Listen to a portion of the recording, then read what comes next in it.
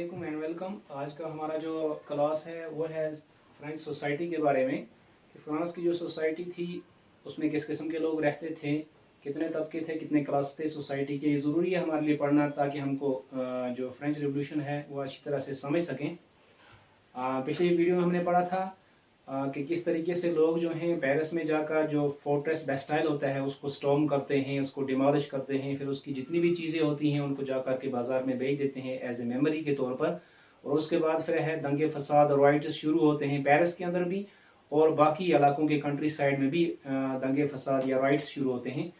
तो आज हम पढ़ेंगे कि फ्रांस की जो सोसाइटी है, फ्रांस का जो समाज है, ये कितने तबकों में, कितने क्लास में बटा हुआ था और कैसा समाज था। तो फ्रेंच सोसाइटी जो है ये उस वक्त फ्यूडल सोसाइटी मानी जाती थी, फ्यूडल सोसाइटी थी, यानी बिफोर 1789। और इसको ओल्ड रेजीम का नाम भी दिया जाता था, या ओल्ड पुराने टाइप की जो गवर्नमेंट होती है उसका नाम दिया जाता था। अब हमें समझना है, जरूरी समझना। आप पूछोगे कि फ्यूडल सोसाइटी जो है ये किसे कहते हैं या फ्यूडल सिस्टम क्या होता है। उसके लिए मैंने यहाँ पे एक सिंपल सा ये पिरामिड शक्ल का एक डायग्राम बनाया है जिसमें हम समझेंगे कि फ्यूडल सिस्टम क्या होता है। क्योंकि मिडिल एज के अंदर, यूरोप के अंदर जो फ्यूडल सिस्टम था उसमें क्या होता था कि किंग जो होता था, किंग के पास सारी जमीनें हुआ करती थी। और किंग जो था वो फिर बाद में इस लैंड जो होती थी, जमीन जो होती थी, इसको डिस्ट्रीब्यूट कर रहा था। उससे जो निचले तबके के लोग होते थे जिनको हम लॉर्ड्स कहते हैं, या these were the vessels to king. और इसके बाद लॉर्ड्स जो थे ये फर्दर डिस्ट्रीब्यूट करते थे इस लैंड को नाइट्स के दरमियान में, और नाइट्स जो थे इसको फर्दर डिस्ट्रीब्यूट करते थे पीजेंट्स के दरमियान में।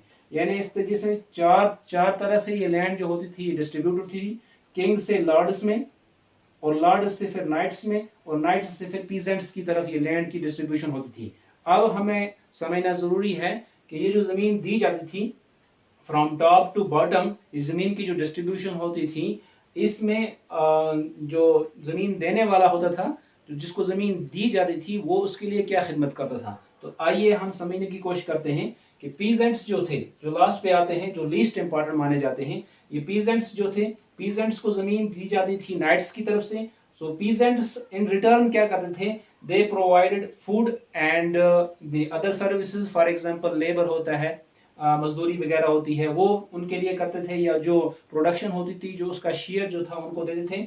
और इसी तरह के नाइट्स जो थे ये लॉर्ड्स को, क्योंकि लॉर्ड्स जो थे नाइट्स को जमीन देते थे, लिहाजा ये नाइट्स लॉर्ड्स को क्या देते थे, दे provided protection and the military force and the military services. और इसी तरीके से ये लॉर्ड्स जो थे, लास्ट पे जो किंग होता था उसको, यानी जिस जहां से जमीन की डिस्ट्रीब्यूशन शुरू होती थी, लैंड की डिस्ट्रीब्यूशन शुरू होती थी, वो उसको क्या प्रोवाइड करते थे, उसको एक एश्योरेंस देते थे अपनी लॉयल्टी की। और इसके अलावा उनको जो है मनी भी प्रोवाइड करते थे, यानी पैसे भी देते थे। और इसके अलावा मिलिट्री एड, यानी मिलिट्री जब सर्विस जरूरत पड़ती थी, किंग को किसी दूसरे किंग के साथ फाइट करनी है, या वॉर करना है, या जंग करनी है, तो उसके लिए मिलिट्री जो थी, यही लॉर्ड्स, या जिनको वेसल्स टू किंग कहते हैं, या जिनको बैरन्स भी कहा जाता है, ये लोग जो थे, या जिनको नोबल्स भी कहते हैं, ये लोग जो थे ये किंग को मिलिट्री सर्विस प्रोवाइड करते थे at the time of war. तो ये जो सिस्टम है, किंग से जो डिस्ट्रीब्यूशन ऑफ लैंड शुरू होती है पीजेंट्स से, फिर पीजेंट्स जो है इसी तरीके से सेटअप बाय सेटअप खिदमत करते हैं ये लोग,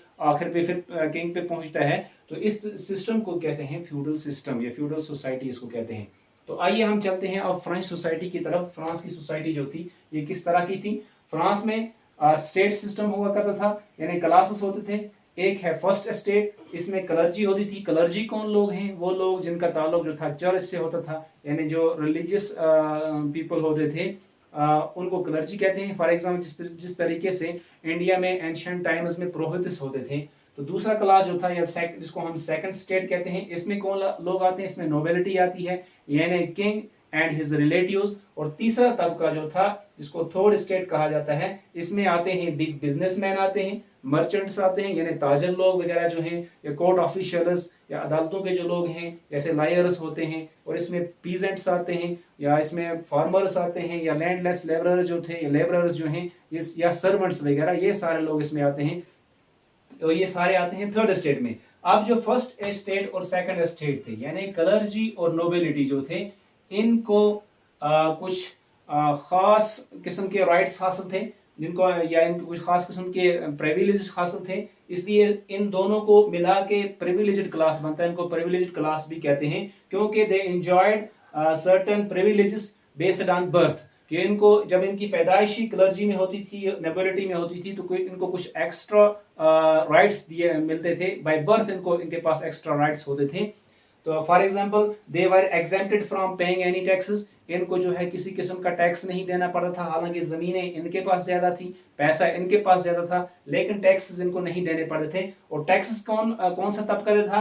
टैक्स जो दिया जाता था वो थर्ड एस्टेट की तरफ से दिया जाता था, यानी जो बिजनेसमैन वगैरह हैं या पीजेंट्स हैं या फार्मर्स हैं जिनके पास जमीनें कम होती थी, इनकी पॉपुलेशन ज्यादा है, जमीनें कम है, पैसा कम है, लेकिन टैक्सेस इन्हीं को देने पड़ते थे। अब हम देखते हैं कि कितने किस्म के टैक्सेस यहाँ पे थे। There were two types of taxes, दो किस्म के टैक्स थे जो इनको थर्ड स्टेट वालों को देने पड़ते थे। ये दो किस्म कौन से हैं? इसके अलावा, टैक्सेस के अलावा इनको दूसरी सर्विसेज भी इनके लिए काम करना पड़ा था।